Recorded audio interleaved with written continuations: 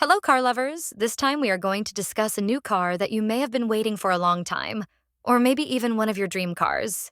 So, without further ado, let's see what's new about this car. The new BMW X3 has arrived, and while it looks a bit different, it's largely the same underneath. The X3 is based on the same architecture as before, BMW's cluster architecture. BMW says the frame now weighs less than it used to, but is more rigid. This should result in better agility and cornering stability, while also making the car more comfortable for those long-distance hauls. The previous X3 was actually quite good to drive, even in its base form, as we learned with our X3 xDrive 30i long-term test car. And we're hoping BMW only improves on that formula. The wheelbase for the new car is the same, at 112.8 inches, but the new X3 is a touch longer and wider while being lower overall.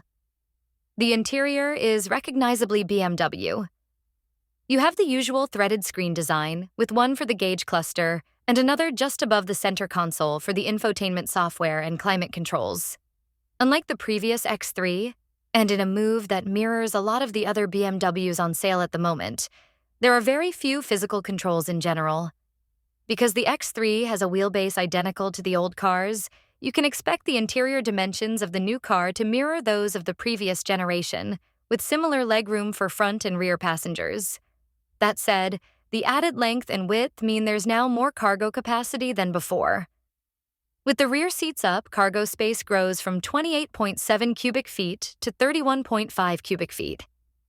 Fold the second row down and you get 67.1 cubic feet of space to work with, up from 62.7 cubes. Both engines will be familiar to current X3 owners but are now augmented by mild hybrid systems. The base 30 xDrive model's 2.0-liter turbo four-cylinder makes 255 horsepower and 295 pound-feet of torque.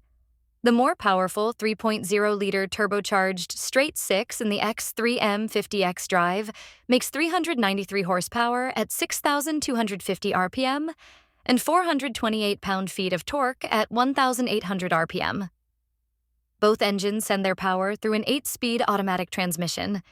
The 48-volt mild hybrid system drives a starter-generator motor that's embedded in the transmission.